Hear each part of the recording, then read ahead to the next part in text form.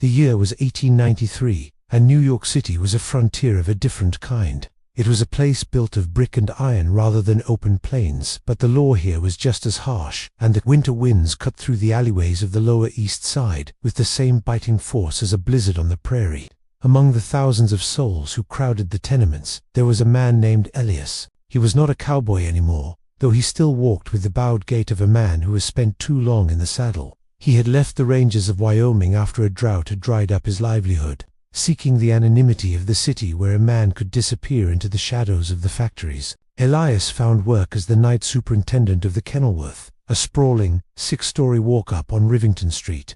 To the residents, he was just the silent figure in the dark uniform who swept the stoop and stoked the boiler in the basement.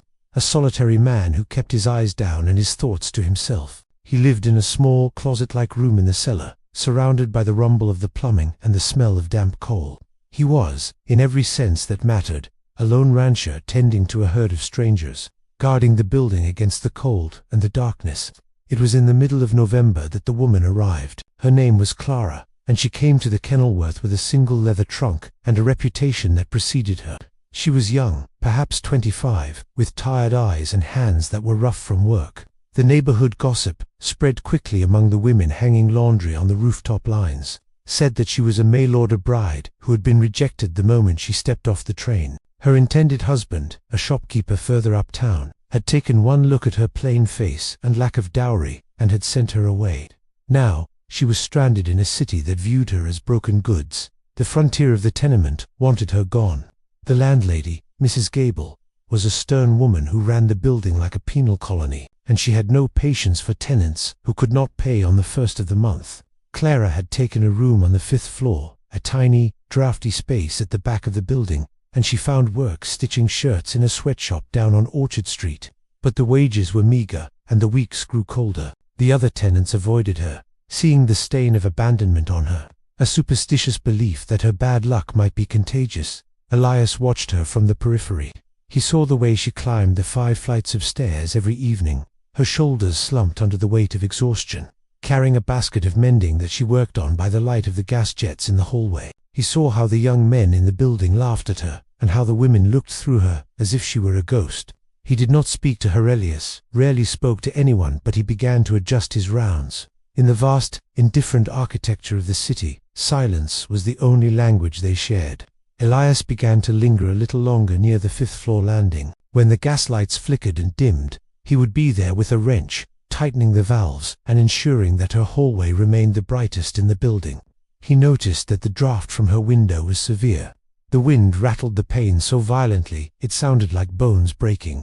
One night, while the city slept under a blanket of soot and snow, Elias climbed the stairs with a hammer and a few strips of wood. He worked in the hallway outside her door, nailing the frame tight, sealing out the cold with the same care he once used to mend a fence post against a winter storm. The next morning, Clara found him gathering his tools. She stood in her doorway, wearing a faded wool shawl. She did not smile, for she had learned that smiles were often met with cruelty, but she looked at him. Her eyes were dark and deep, holding a quiet gratitude that needed no words. She simply nodded, a small, stiff movement of her head. Elias touched the brim of his cap and turned away, disappearing down the stairs before his face could betray the quiet warmth he felt. The routine settled into a rhythm. Every evening, as Elias made his way up from the boiler room, he would leave a small pile of coal by her door. It was against the rules. Mrs. Gable rationed the fuel strictly, but Elias was the keeper of the keys. He took the coal from the landlord's private bin, risked his job to ensure that the room at the back of the 5th floor stayed warm through the freezing nights. He never knocked, never waited for a thank you. He would simply place the bucket down, the coal rattling softly, and continue his patrol. In return, Clara began to leave small tokens. It was never food. She had too little to spare. Instead, she left things of care. One night, he found his uniform jacket, which he always hung on a hook near the basement door, mended. A button that had popped off weeks ago was sewn back on with thick, sturdy thread. Another time, during a week when the city was blanketed in a thick yellow fog that made the streets disappear, he found a pair of hand-knitted wool socks waiting for him. They were thick and ugly, grey and lopsided, but they were warmer than anything he owned. He put them on immediately, feeling the scratchy wool against his skin. and for the first time in years, the cold of the basement did not reach his bones. There were two people adrift in the ocean of the city, anchorless and alone, tied together only by these invisible threads. Elias knew that the landlady was conspiring to evict Clara. He had heard the whispers in the office, the complaints about the unmarried woman bringing a bad name to the house. Mrs. Gable wanted her gone before Christmas, hoping to rent the room to a family who could pay more. The frontier of the building was closing in on her. December brought a harsh freeze, the kind that turned the East River into a sheet of iron and froze the water in the pails left on the stoops.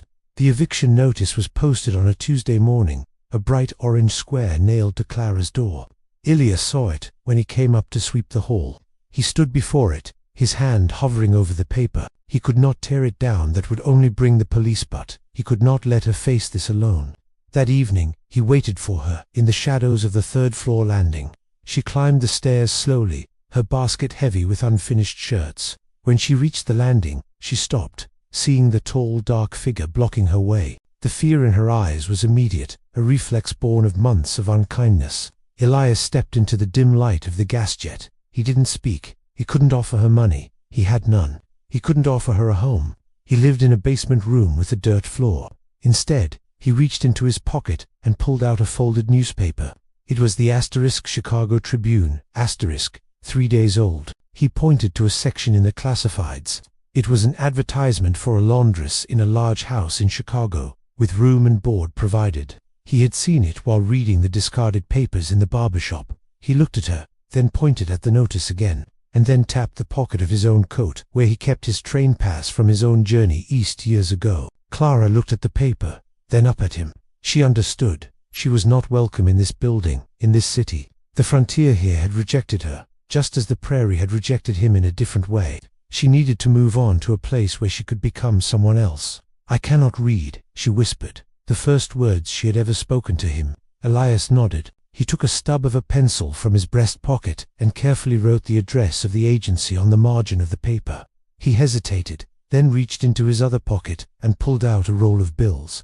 It was not a fortune, it was 3 months of his own wages, saved from the meager pittance Mrs. Gable paid him. He pressed the money and the paper into her hand. She tried to push it back, shaking her head, tears finally spilling over her cheeks, but Elias closed her fingers over the roll with his rough, calloused hand. He held her hand for a moment longer than necessary, a firm grip that said "I am here. You are not alone.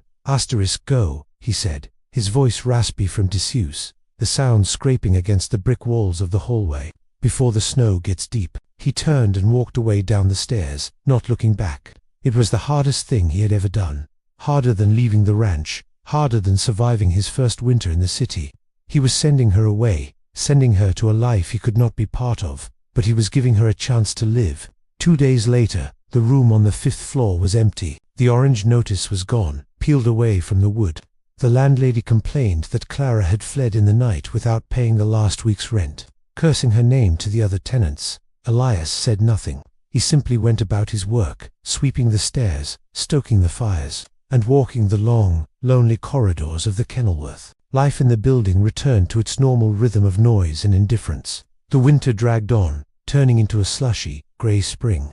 Elias kept the hand-knitted socks, wearing them until the heels wore through. He continued to live in the basement, a solitary figure in the dark, guarding a building full of people who would never know the name of the woman who had once lived on the 5th floor. Sometimes, in the quiet hours between 3 and 4 in the morning, when the city outside finally slept, Elias would climb the stairs to the top floor. He would stand at the window at the end of the hall and look out over the rooftops, toward the train tracks in the distance that led west. He would wonder if the train had made it to Chicago, if she had found the job, if the house was warm. He hoped that she had found a place where the people were kind, a place where she was not a bride that the frontier wanted gone, but a woman who was welcome. He never saw her again. He never received a letter, for he could not read one anyway. There was no dramatic reunion, no dying declarations of love. There was only the memory of a basket of mending, a mended coat button, and the warmth of wool socks against the cold.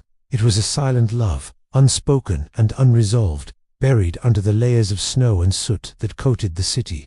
It was the kind of love that existed in the margins of history, unnoticed by the newspapers and the census takers, known only to the brick walls of a tenement and the man who walked the halls alone.